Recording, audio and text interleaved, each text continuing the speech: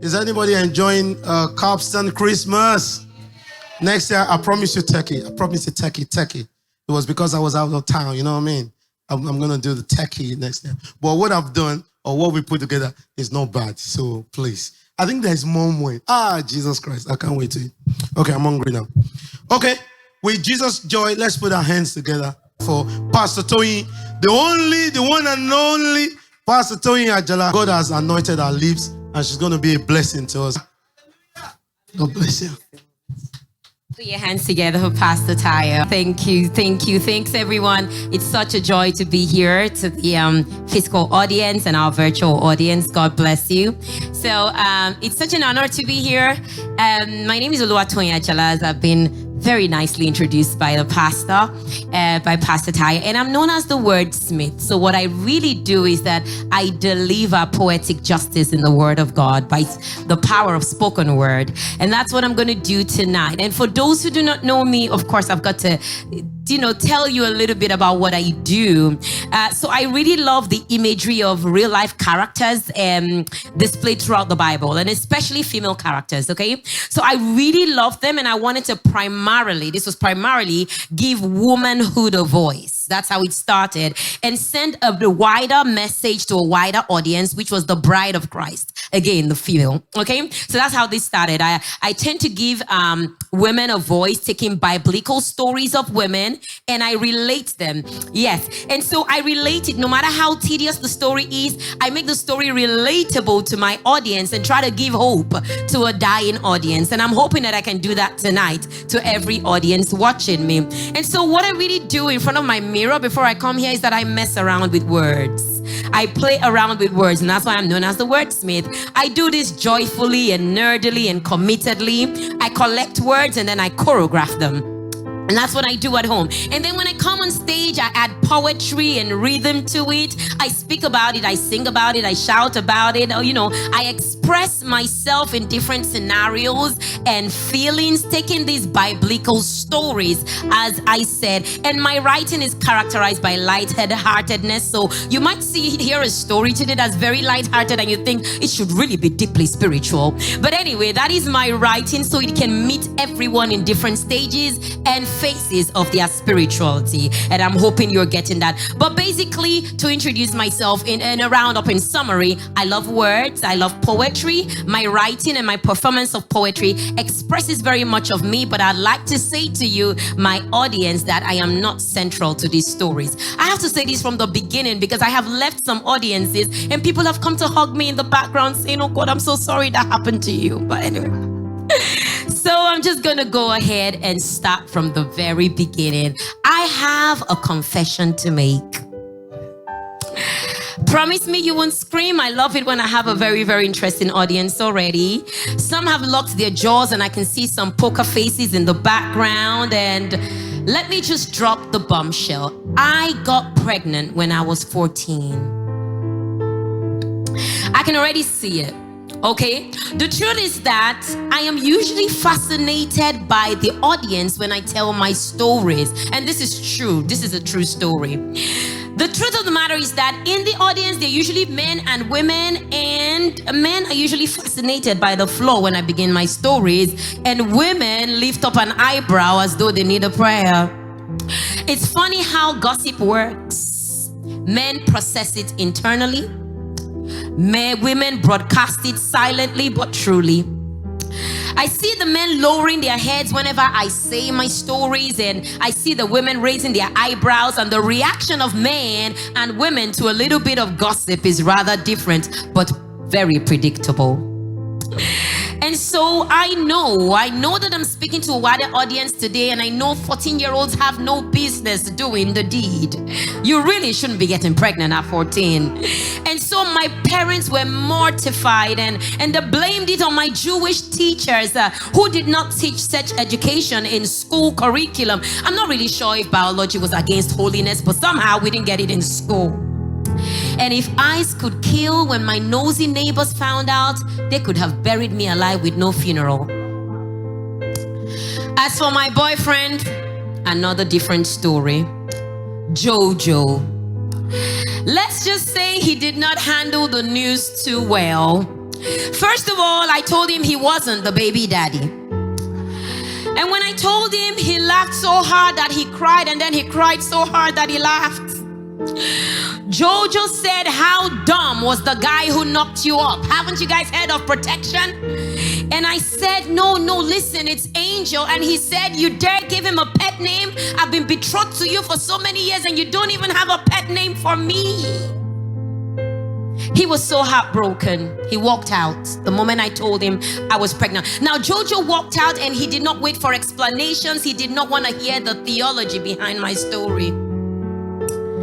I couldn't take it anymore. I knew I was pregnant. I knew I wasn't ready. But the person who did the pregnancy test told me I was carrying God.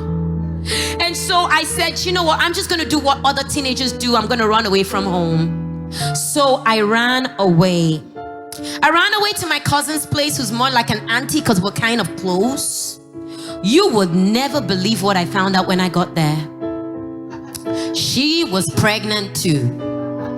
Now, anyone listening to this story will wonder, does pregnancy run in the family? So I just stood there and I was looking at her wondering, what in the world is going on, Cousin Lise? And right there, as I looked at her pregnant, I looked for her husband, Uncle Zach.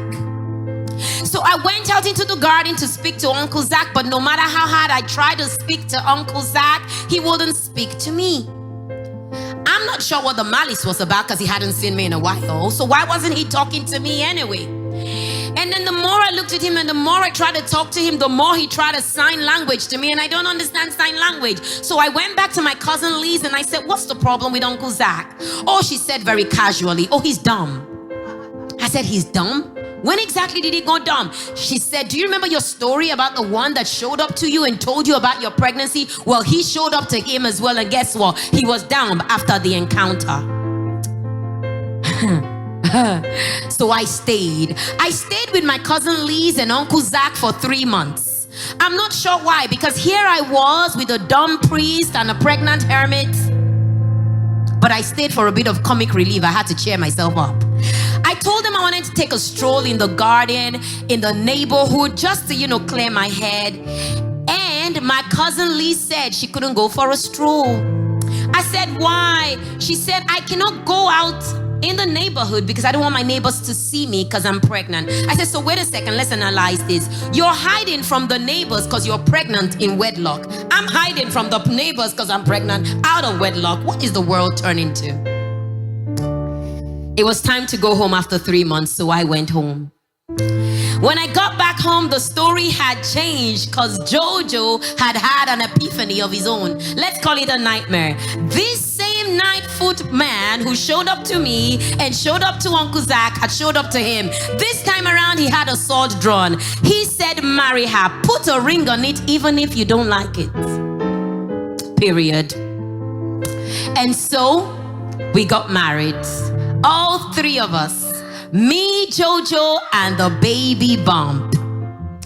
And so, we continued our lives for the next 20 weeks. I waited for, the bump to kick, as they say, and it did. And it was time to have my baby after, the full 30, 32 weeks, 34 weeks. We were just going on until it was time to deliver. But guess what Joseph did? Jojo panicked. Instead of booking me into a hospital, Joseph booked me into a farm. It was a surreal moment because my EDD had come really quickly and my water had broken, and bless his cotton socks, he must have thought that women and cows give birth the same way because they both had mammary glands. And so booked into this place, I had smelly goats and stinky sheep and judgmental sheep, all as maternity inward mates. And as I stayed there, he began to sharpen his carpentry tools. And I asked him, Jojo, what are you doing? He said he was trying to assist with the birthing. Right in front of me in all this chaos was an inn.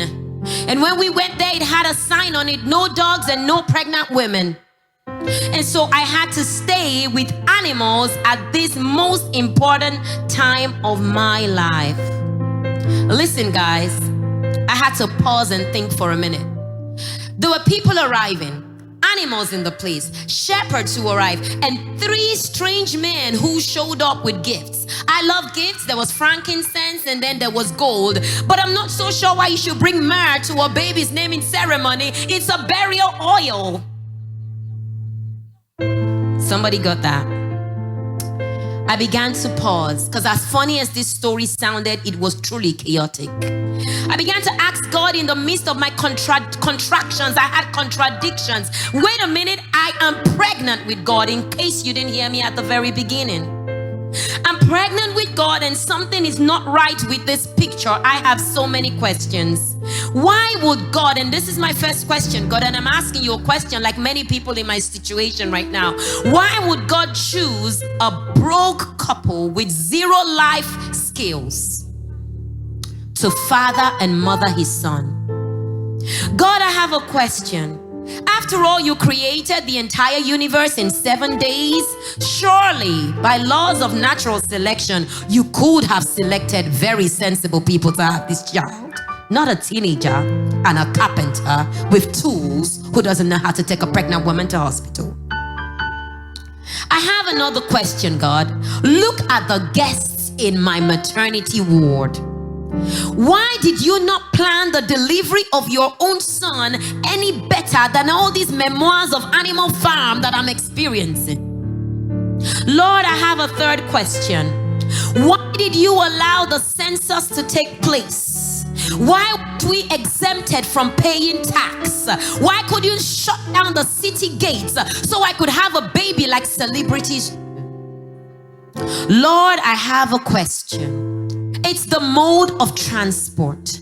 Why did we have to travel from Bethlehem in the dead of the winter's night on no form of luxurious transport, even though I am carrying God?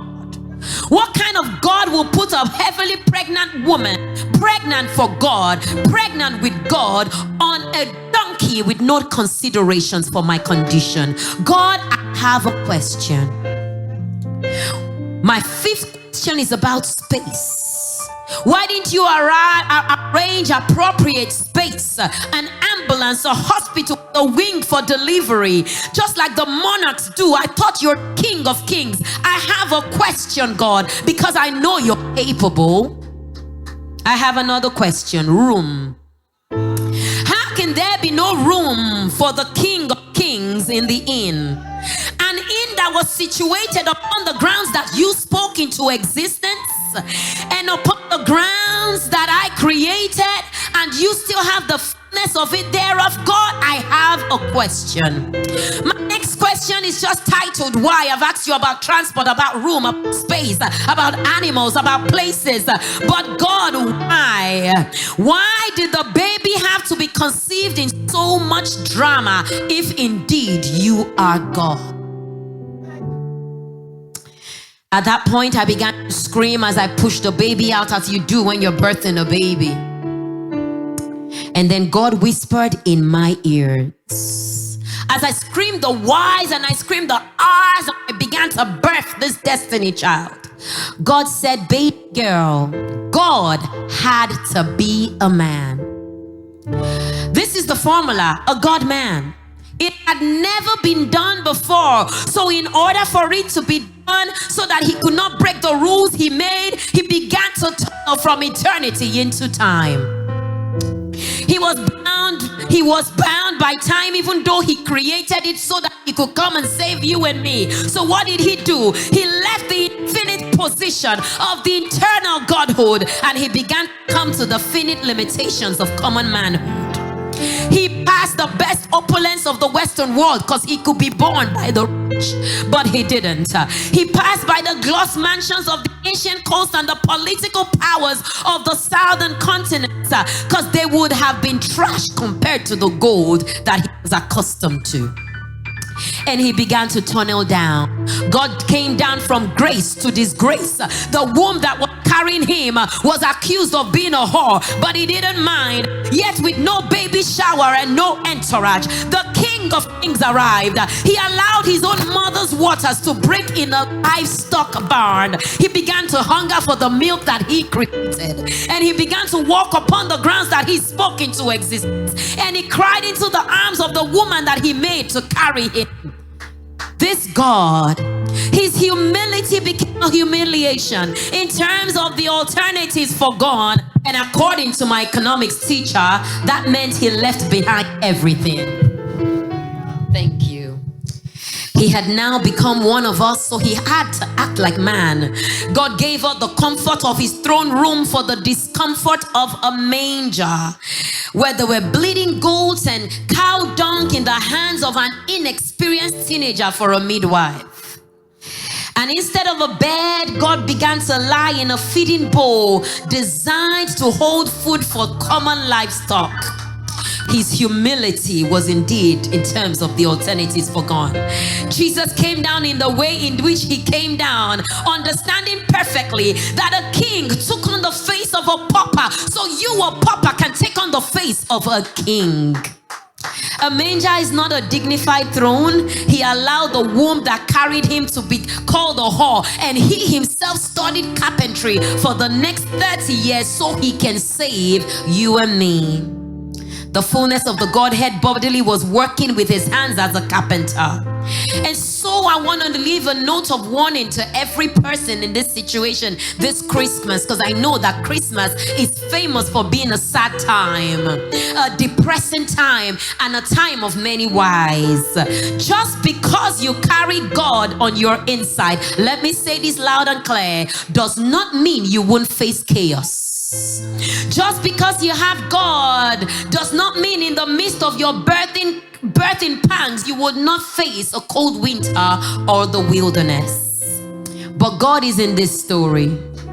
He is in the midst of this because he is the reason for your season, no matter how bad it feels right now. If God could stage his own birth, his life, and his death in the manner that makes me ask why, then I want you to remember that he only put you on stage because he wants you to be where you are, because he's been where you are right now. Listen to me. You are just an actor, and he is the director. And in this drama called life, sometimes you're gonna be upstage, other times you're gonna be downstage, sometimes you're gonna be backstage, and other times you're gonna be off stage. Some days you're gonna be stage left and stage right, and sometimes you're gonna be center stage like me. But just know this, that at the end of your nativity, the casting director, chief producer, and writer already knows the end of your play from the very beginning. So the next time at Christmas time when you see your baby wrapped in swaddling clothes, my God, and you see your nativity at this time of the year, just know that his drama and his life was a series that he staged. His arrival he staged, and the camera is still staging your life like he did in his own time. So I want to speak to a Christian today, because I know you're asking why. Celebration time and jingle bells might not take away your pain, and the stars shining and the three kings come bearing gifts might not take away your pain. But I want you to understand that some people might want you to be chirpy and happy because the Christmas tree is on and the reindeer's coming through and everyone's wearing Christmas jumpers, and quite frankly you're sitting in your house right now asking why I carry God, why? Listen to me. Even if you've not been able to carry your own baby, your own career, your own marriage, or your own life, you're a Christian and everyone knows it. You serve God, you carry God, you know God, and there's still so much chaos in your life. I want you to listen to me clearly. It ends well. This season just helps you understand your why a lot better. This season might not take away your pain, but it would explain it better. This is my Black nativity, the inner thoughts of a birthing woman, and my name is Mary. God bless you.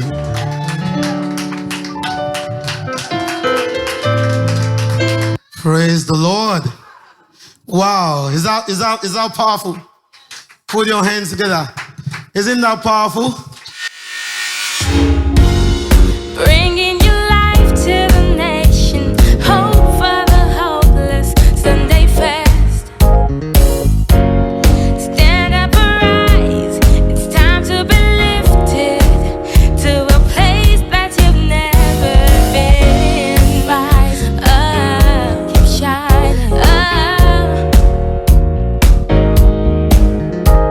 Raise up the standard, it's time for a change, so get up, Sunday fast.